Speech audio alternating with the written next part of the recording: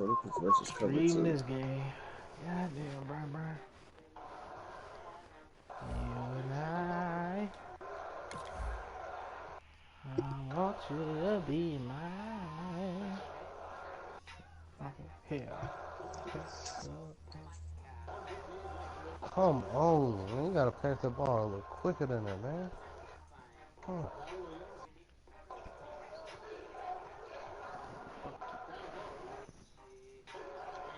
It's lit.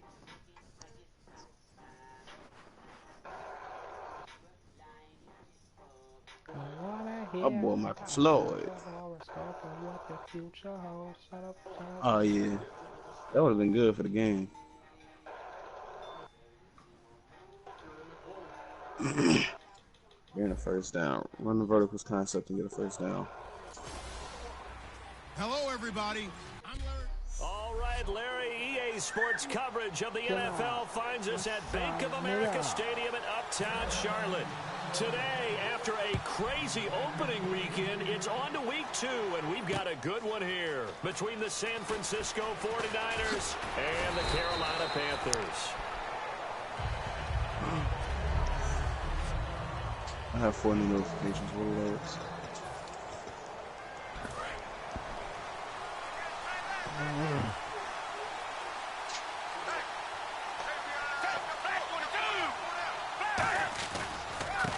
First carry for Let's go. Stop that lose yardage here back at the 23-yard line. A loss of a full 3 yards, and now it's second down. Charles Johnson's stock in trade is coming off the edge and getting to the quarterback. He knows how to make some of those subtle moves inside to help in the run game, and he did it right there. He's an athlete back in high school, played football, basketball, track, so he's a mobile guy. Mobile guy, made a nice play against the run. An early tough test on the opening drive. This is 3rd and 8. And the Panthers bring in their nickel set as they try to defend here on 3rd down. 5 defensive backs. Here's Gabbert. And this is going to be incomplete. He was looking for Quentin Patton that time. And that'll bring up 4th down. Here's Bradley Pinion now, the man who took over for Andy Lee last season on to kick for the 49ers. Back deep for the Panthers, Ted Ginn. And he gets this away, angled for the sideline with a lot behind it. Wow. You really ran This will be out of bounds at the what here? The 12-yard line.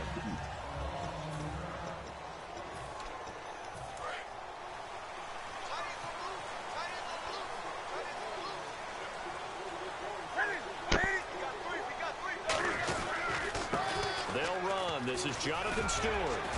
Oh! Mama, there go that man.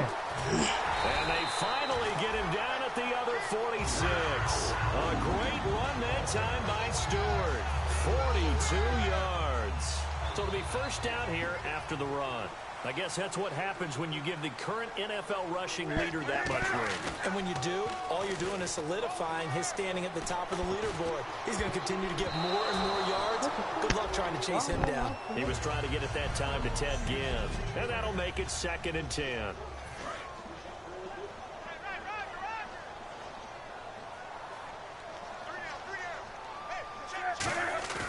On 2nd and 10, Newton. And this is caught. It's Greg Olsen. Past the 20. He got 29 yards that time.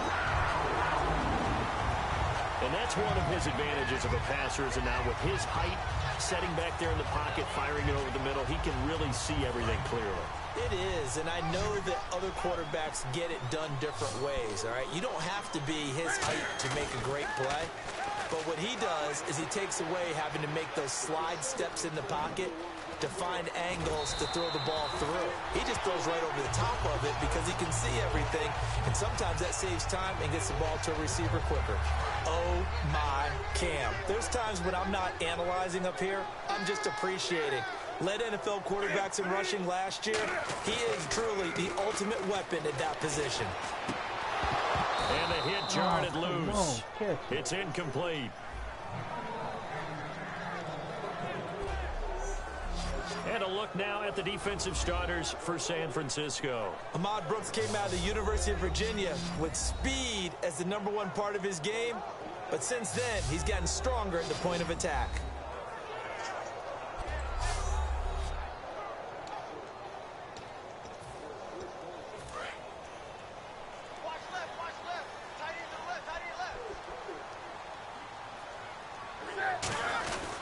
they'll let their fullback try and push the pile. And he's able to pick up the first before he's brought down inside the 5 at the 4. From the 4-yard line, it's 1st and goal now. Now Stewart. And he'll get blown up behind the line of scrimmage. Back at the 6. It's a loss of 2 there, bringing up 2nd down. Now that was a terrific play. We're down here near the goal line, and only one word comes to mind for me, and that's overwhelmed. Because they absolutely overwhelmed the offensive line. He came free and made the hit in the backfield. Looking middle, and it's incomplete. All defenders get tired of hearing about their lack of hands and why they're playing defense instead of offense. But in this situation, it was the hands that made the play. Batting the ball away on an attempted touchdown pass. Excellent job. Way to knock it down. Come on, incomplete. The contact made the ball roam free and brings up 4th down. Now Graham Gano to try the Panther field goal. This is an easy one, 23-yarder. Today's NFL, these big guys are featured receivers. They move all over the place to try and find good matchups, and they had one. They were just unable to complete the pass. So the folks here in the stands this afternoon, they're happy about that one. Their guys get the early advantage after the opening drive field goal. And they should be happy. Their guys look good getting down the field, and that's got to give them hope that good things are in store here today.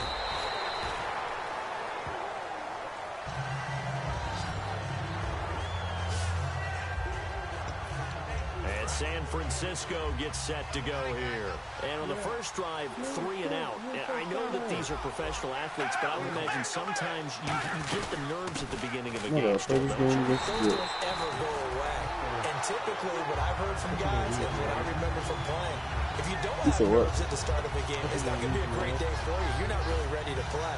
So finding a way to harness those nerves and not let them affect you in a negative way, that's what all the guys are looking for.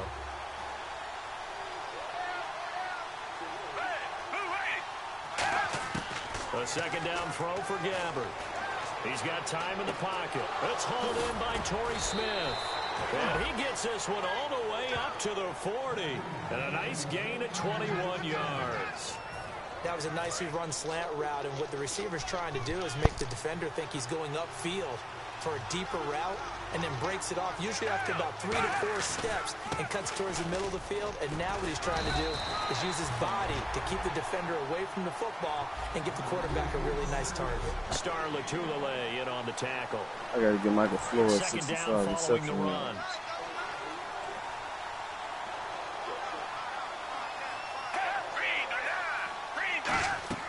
Gabbert now on 2nd down. They go screen pass to Hyde. And he'll get it out to midfield. Oh, I got to get Larry Fitzgerald right in midfield at the 50. Give him 9 on the play, and they'll be faced with a 3rd and inches. For a second there, I thought that might break big. Screen pass. Looked like it was coming together. Looked like there was an opening. Still, ended up with a solid game. I usually never I can. 3rd down and nickel formation here defensively. They'll run it. Here's Hyde. And he gets it down to the 48, enough for the first. They only get 2 there, but on 3rd and 1, that's all they needed to keep the drive going. Hurt. I always appreciate runners who understand situations. That was just 3rd and inches. No reason to dance around in the backfield and try and break off a bigger play. Just go pick up the 1st down, and that's exactly what he did.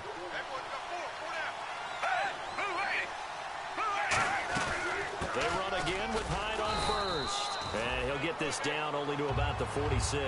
Give him 3 on 1st down. It'll set up a 2nd and 7.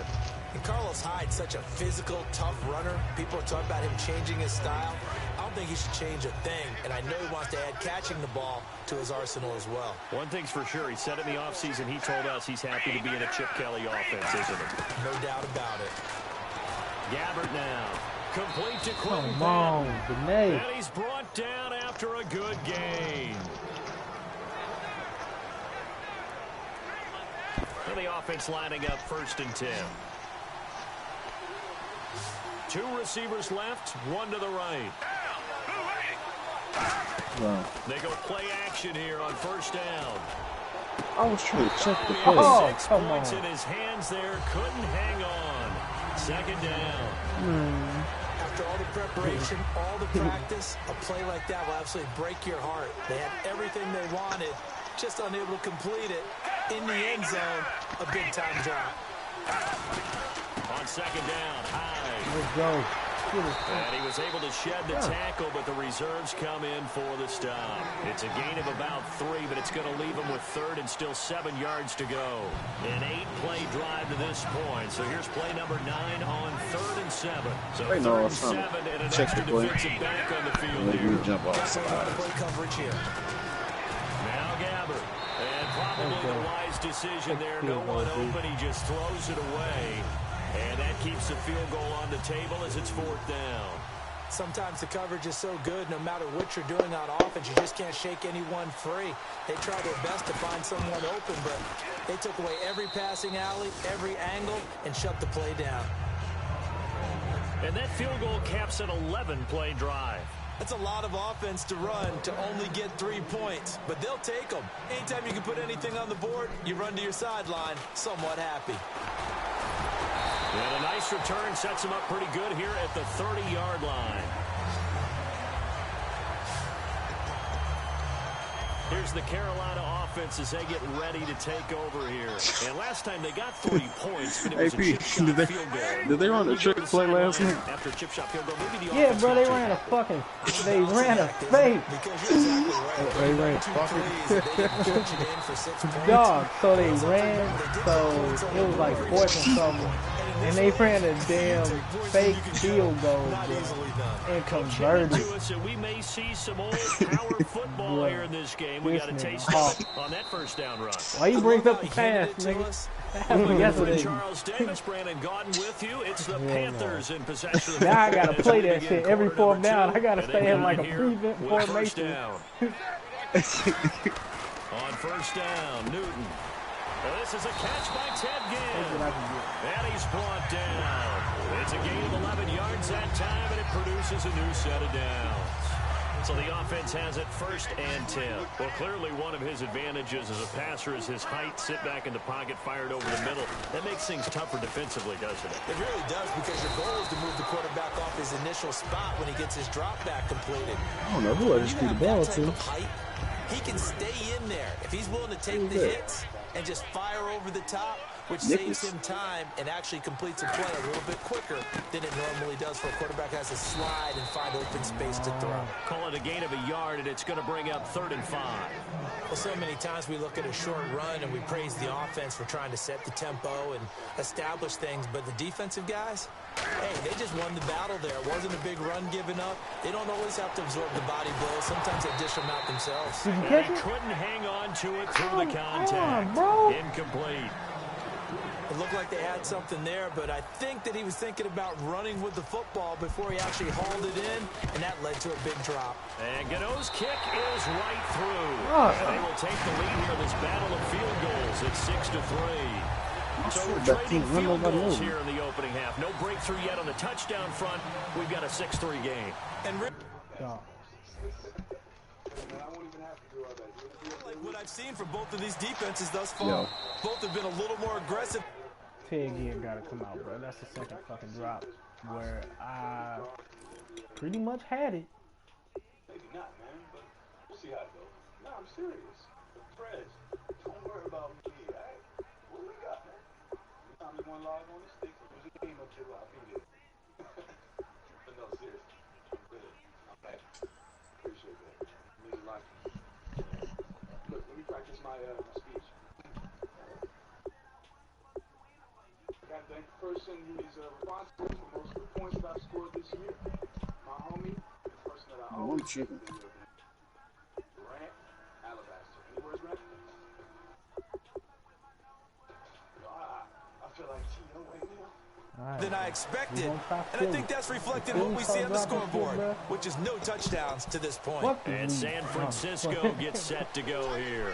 And they had a long drive last time, but they had to settle for a field goal, and I'm sure that's how it felt to them, settling. They probably should have gotten in the end zone. Well, not right now, joy, right? Because that's what you get when you put the ball in the end zone. But there are benefits to that type of a long drive. Your defense gets a chance to take a break, adjust a little bit, maybe get themselves ready to get back out on the field and play a little bit better. So they'll take the benefit even though they wanted the 6 points. Yeah, maybe wore down the other defense. We'll see. Second down, Gabbert. And Garrett Oh, Selleck here on the but keep the completion. fucking sprint. That one good for 16, and the drive will continue. And there's a completion to the tight end. And look at the size of these players nowadays. At that spot, 6'4", 6'5", and up. A lot of guys used to be basketball players. Somehow came back to football.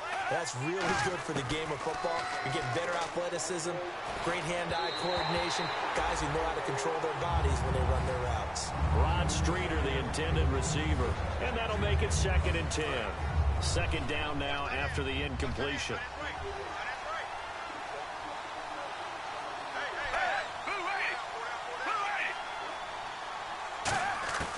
Throwing again, Gabbard on 2nd and 10.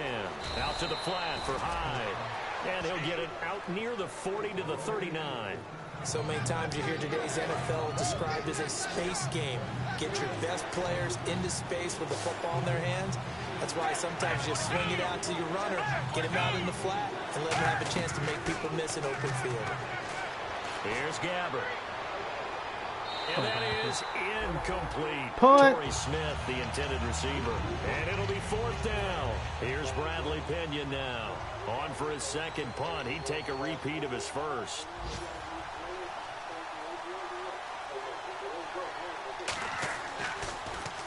He gets this one away, and boy, it's another boomer. Here's Ginn. A good return there. Call it 13 yards. And the Panthers will get it here as they take possession. Here's the Carolina offense as they get ready to take over here. And they split the uprights last time for 3. They've got the lead. They're not going to play this conservative. They're not hoping for another field goal. They're hoping for a touchdown. I'm with you on that one. I like where your head is. I like the way you're thinking because you're exactly right. Trying to sit on a lead and play that way, that doesn't work too well for most teams. Run your offense. Run what you do best. Exactly. Put it all the way down and try to increase your lead in a big way. And the best way to do it, touchdowns.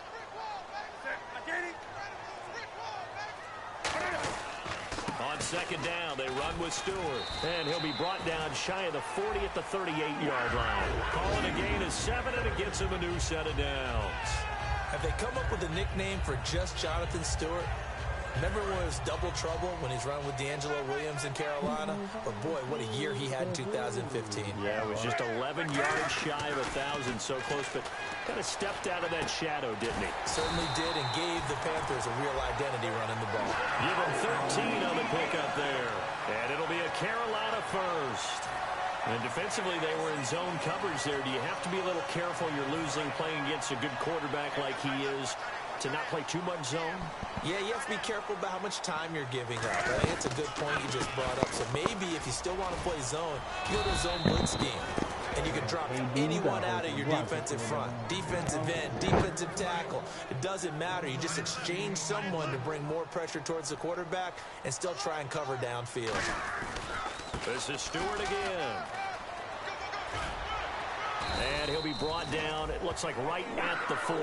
They get 9 out of that one, and as a result, the drive continues. And that's a nice pickup of a first down on that 2nd down run. And at that yardage gain, they can run that play on any down. I just wanted to say that shit. Now play fake here on 1st down. He couldn't quite hold it. Got hit. Ball pops out, incomplete. On any passes in the middle of the field, anyone is... Oh, shit. Hello?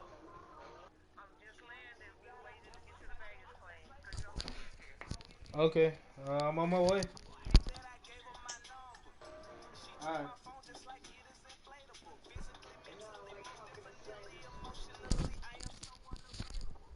Alright, I'll be back. Alright, nigga.